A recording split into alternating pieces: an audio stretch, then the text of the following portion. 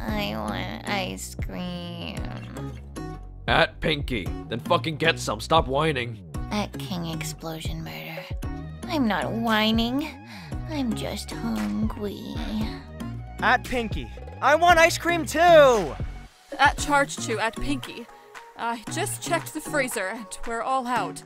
No! Pinky, Shoto just made snow cones if you want to come over for one. The one good thing I can do with my quirk. At Charge 2. It's not the same. At Frosty Flames. Show love. Your quirk is amazing. You can do so much with it. You're able to change Kami's mood and make him happy almost immediately. Making others happy is the best quirk of all. Don't forget it. At Mama Momo, I'm coming to your room. Show, is everything okay? At Mama Momo, his shirt went up in flames. I think he needs cuddles. At Charge 2, she just grabbed like 5 blankets. I'm staying on my side of the room with headphones. I still want ice cream.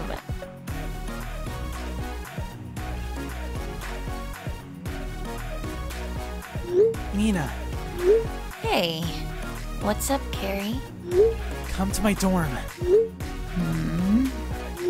Cat isn't here. Hurry. Coming.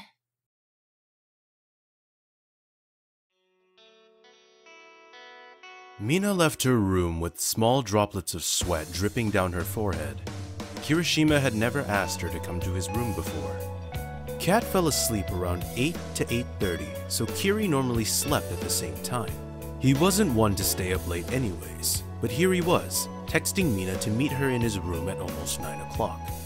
She tiptoed her way through the other dorm rooms to the second floor of the house. She's had a crush on that red-haired boy for a couple of months now. She never saw him in middle school as the attractive type, but then again, Mina never hanged around him much anyways. She was always too occupied with some of the bitchy girls trying to hit on the jocks. When she reached his room, Mina gave a small knock, not wanting to wake the other kids. There was no answer, so Mina knocked a little harder. She took a couple of steps back from the door to hear footsteps approaching from the other side.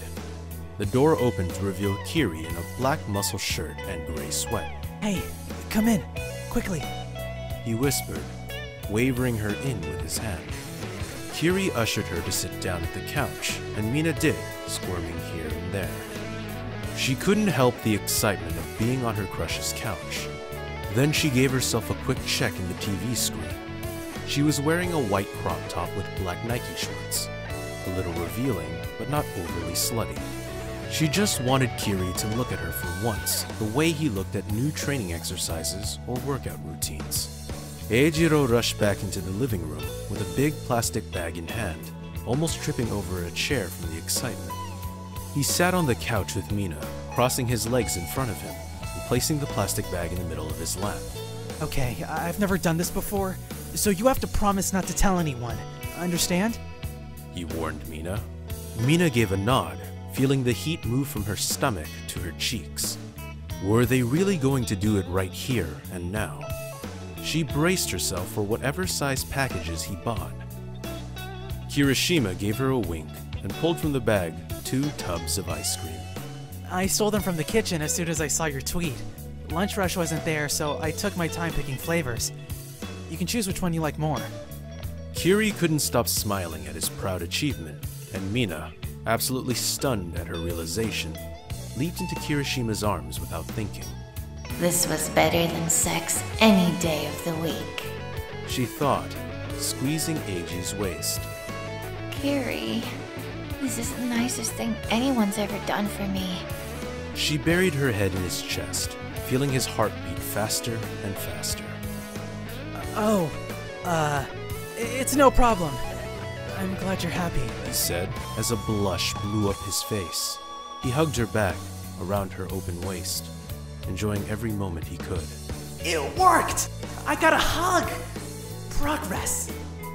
He screamed in his mind. Mina let go and picked the chocolate chip cookie dough, as both of them laughed off the hug and Mina explained her craving. Kiri didn't quite understand what she meant by lady problems, and asked what girl he had to have a conversation with. Mina gave him a punch in the shoulder and fell over from laughter. By the time their tubs were finished, Mina was crawled up in Kirishima's lap, passed out from the amount of delicious sugar. Eiji knew he should have just brought her back to her dorm, but he couldn't help holding her as his eyes faded to black.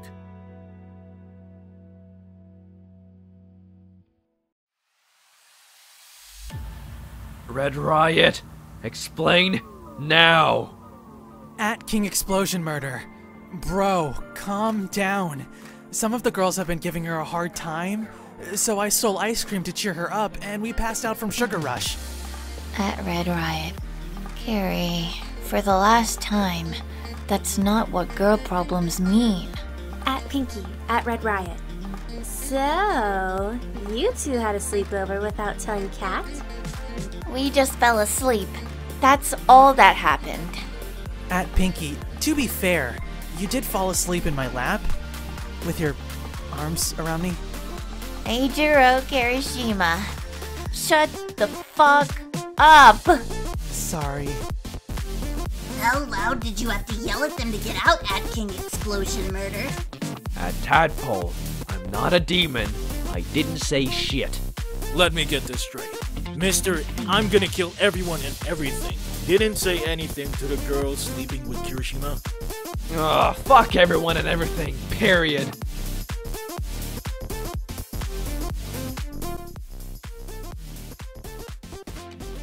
Kaminari and Todoroki made their way to the Common's living room. Yaoyorozu had already set up problems on the board, smiling as they made their way to the table.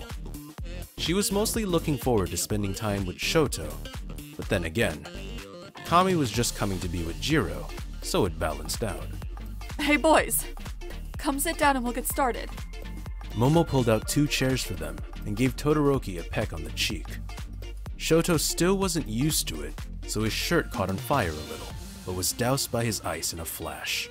Kami gave him a wink, which was returned by an eye roll. They had been studying for 30 minutes when Denki made the obvious statement. Where's Jirou? She said she would be here. Denki rested his head in his arms, putting on a pouting face. It was true that there were no distractions, and that because of it, Kami was getting quite a few questions right. But there was no way he'd be able to sit through another hour without something motivating him.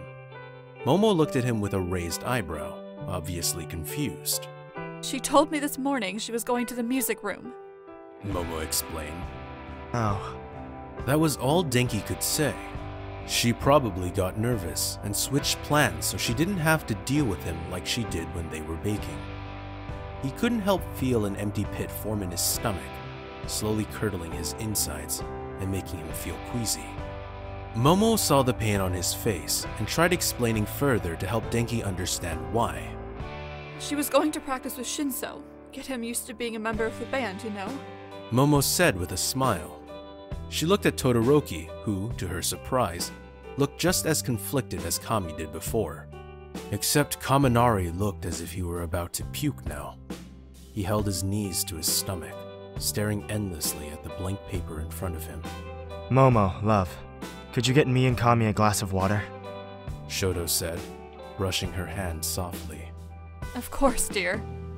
Momo walked to the kitchen and began filling up 2 glasses while Shoto made quick work. He placed his hands on Kaminari's shoulder, causing the two to meet eye to eye. You need to breathe, okay? Don't focus on them. Focus on your schoolwork.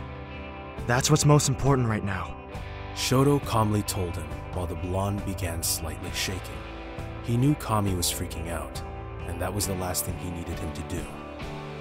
I'll take care of the rest. Denki nodded at that, knowing he could trust his half-and-half bro. Momo came back with 2 full glasses and didn't ask questions.